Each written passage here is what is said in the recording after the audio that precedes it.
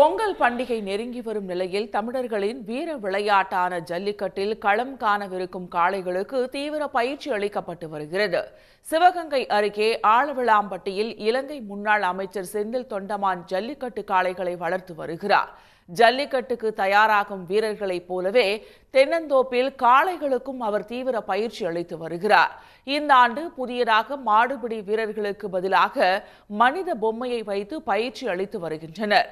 பீமா, பாகுபலி, பேட்ட, காளி, Cholan, KGF, Karikalan, அசுரன், bullet போன்ற செல்ல பெயர்களில் அழைக்கப்படும் இந்த காளைகள் களத்தில் இறங்கினாலே எதிர்பார்ப்புகள் அதிகரிக்கும் என்று ஜல்லிக்கட்டு பாதுகாப்பு நல சங்கத்தினர் தெரிவித்துள்ளனர்.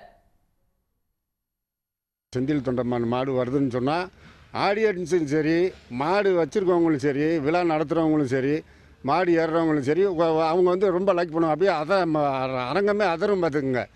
இப்போ பேட்டைக்காளி வந்து அலங்காநல்லூர் அவுக்குறோம். 2 சைடு இருக்கிற ஆடியன்ஸு ஒரே சவுண்டு உலகம் ஃபுல்லாக அன்றைக்கி பார்த்தாங்க. அந்த மாதிரி எங்களுக்கு சந்தோஷமாக இருக்கும். காளைகளை ஜல்லிக்கட்டு களத்திற்கு கொண்டு செல்வதற்காக முதன்முறையாக புதிய ஹைட்ராலிக் மினி கேரவன் வாகனத்தை உருவாக்கியுள்ளனர்.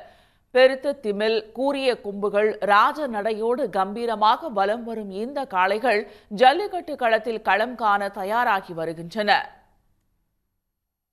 தேனி மாவட்டம் ஆண்டிப்பட்டி மற்றும் சுற்று வட்டார பகுதிகளில் ஜல்லிக்கட்டு போட்டிக்கு காளைகள் தயாராகி பொங்கல் பண்டிகைக்கு இன்னும் 15 நாட்களே உள்ள நிலையில் நடைப்பயிற்சி, சுற்றோட்ட பயிற்சி, ஈர மண்ணில் கொம்பு குத்தும் பயிற்சி, நீச்சல் பயிற்சி, வட்டக்கயிறு பயிற்சி என காளைகளை அதன் உரிமையாளர்கள் தயார்படுத்தி வருகின்றனர்.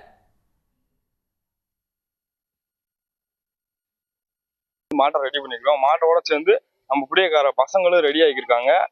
மாட்டுக்கு வந்து மண்ணு குத்துறது மற்றும் சுற்றி வடம் போட்டு விளையாடுறது, நீச்சல் போடுறது மற்றும் பருத்தி விதை புண்ணாக்கு எல்லாத்தையும் வச்சு ரெடி பண்ணிக்கிருக்கோம். மாடு இந்த வருஷம் வந்து எங்களுக்கு பரிசு வாங்கி கொடுக்கணும் நம்பிக்கையில இருக்கோம். மாடோட சேர்ந்து பையங்களும் புடிக்காரங்க பயலுங்களும் ரெடி ஆகியிருக்காங்க. உடனுக்குடன் செய்திகளை தெரிந்து கொள்ள சன் நியூஸ் பெல் ஐகானை கிளிக் பண்ணுங்க.